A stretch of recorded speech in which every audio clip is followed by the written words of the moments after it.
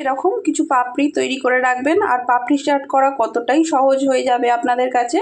দেখবেন, আমার রেসিপিটা দেখতে থাকুন, ঠিক এইভাবেই আপনাদের পাপড়ি চাট করতে সুবিধা হয়ে যাবে। তো চলুন। নমস্কার, আমি আবারও চলে এসেছি। আমি দেবশ্রী, আমার চ্যানেল কুক উইথ দেবশ্রীতে স্বাগত জানিয়ে। তো চলুন, আজকে নিয়ে এসেছি পাপড়ি চাটের পাপড়ি। পাপড়ি চাটের পাপড়িটা থাকলেই মনে হয় সব রকম, আর কিছুই তেমন জোগাড় লাগবে না। তো চলুন শুরু করা যাক। পাপড়ি চাটের পাপড়িটা কিভাবে আমি বানাই সেটা আপনাদের সঙ্গে শেয়ার করি। তো এখানে আমি 1 কাপ ময়দা নিয়ে নিয়েছি, আর এখানে হাফ চামচেরও কম 1/4 কাপ চামচ চিনি নুন নিয়ে নিলাম, আর দিয়ে দেবো 1 বড় টেবিল চামচ তেল।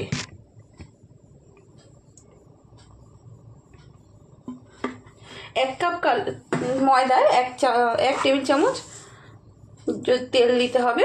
রিফাইন্ড অয়েল দিয়েছি আমি, আর দেব কালো জিরে। কালো জিরেটা আপনারা আপনাদের এর মতো দেবেন, স্বাদ মতো। যদি বেশি খেতে ভালোবাসেন বেশি দেবেন, কম দিলে কম। তো আমি অল্প একটু দিয়ে দিলাম। এবার এটা খুব ভালো করে মেখে নেব, মিশিয়ে নেব।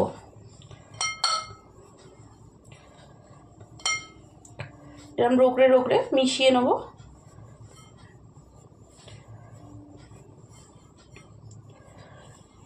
এখন শীতকাল, তো সন্ধেবেলায় যদি বাইরে যেতে ভালো লাগে না, বাড়িতেই যদি এরকম পাপড়ি একটু রেডি করে রেখে দিতে পারেন। আর চাটনির রেসিপিটাও কিন্তু আমার কাছে আমার চ্যানেলে রয়েছে, আপনারা ভিজিট করতে পারেন কুক উইথ দেবশ্রীতে। তো খুব ভালো করে মিশিয়ে নিয়েছি। এবার অল্প অল্প জল দিয়ে এটা একটা আটা পরোটা লুচি যেরকম ডো করে ওরকমই করব, কিন্তু একটু শক্ত হবে। তো এখানে আমি 1 কাপ জল নিয়েছি, কিন্তু পুরো জলটা দেব না, অল্প অল্প করে দেব আর মেশাতে থাকবো। একসঙ্গে পুরো জলটা আপনারা ব্যবহার করবেন না। তো চলুন এইভাবে মেখে নিই।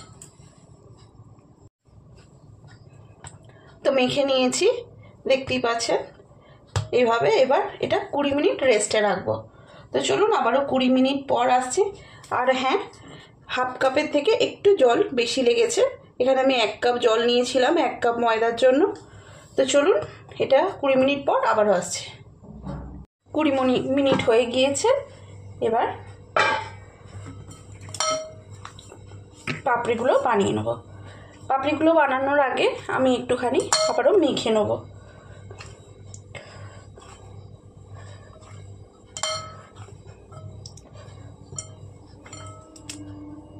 মেখে নিয়েছি আবারও একটুখানি।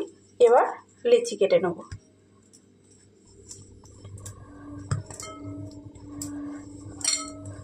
ছোট ছোট লেচি কেটে নিলাম, যেরকম রুটি পরোটা লেচি কাটি সেই রকম। তো লেচিগুলো কেটে নিয়েছি, এবার বেলে নেব। একটুখানি বেলুন চাকির মধ্যেও তেল লাগিয়ে নিয়েছি পুরোটা। এবার একটুখানি তেল দিয়ে এবার এটা বড় করে একটা রুটি বেলে নেব। গোল হতে হবে এরকম কোনো দরকার নেই, বড় করে একটা রুটি বেলে নেব।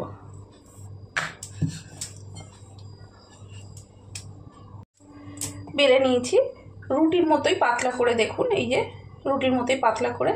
এবার ছোট ছোট করে কেটে নেব। চলুন, আমি একটা এরকম বোতলের ঢাকনা নিয়ে নিয়েছি, আপনারা যে কোনো এই সাইজের একটা করে নেবেন এরকম। এবার চলুন, এই যে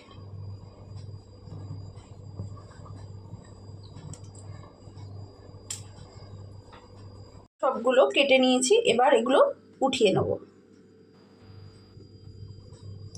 এই যে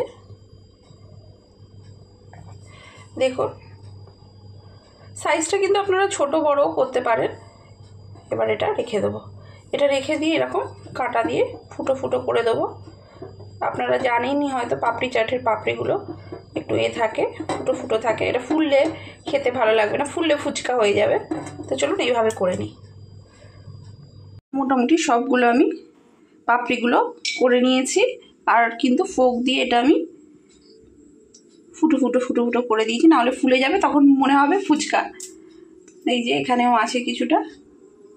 এখানে তেলটা খুব ভালো করে গরম করে নিচ্ছি, রিফাইন্ড অয়েল, সর্ষের তেল নয় কিন্তু, লাল মনে করে ভাবেন সর্ষের তেল নয়, এটা রাইস ব্র্যান্ড অয়েল, তাই রঙটা এরকম। তো তেলটা খুব ভালো করে আমি গরম করে নেব। তেলটা খুব ভালো করে গরম করে নিয়েছি আমি, আর এবার লো টু মিডিয়াম করে ফ্লেমটা করে দিয়েছি। এবার এক এক করে ছেড়ে দেবো।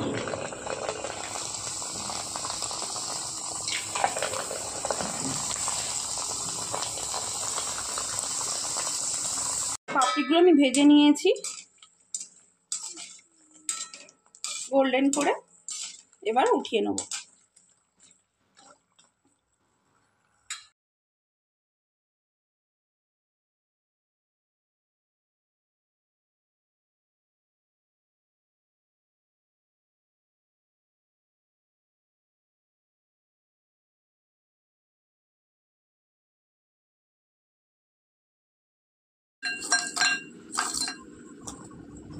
সব পাপড়িগুলো ভাজা হয়ে গিয়েছে, এই যে লাস্ট এগুলো ভাজা হয়ে গেল।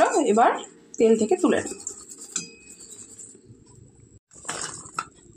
তো তৈরি হয়ে গেল আমার পাপড়ি চাটের পাপড়ি। কত সহজেই কিন্তু তৈরি করে ফেললাম, আমি দেখালাম।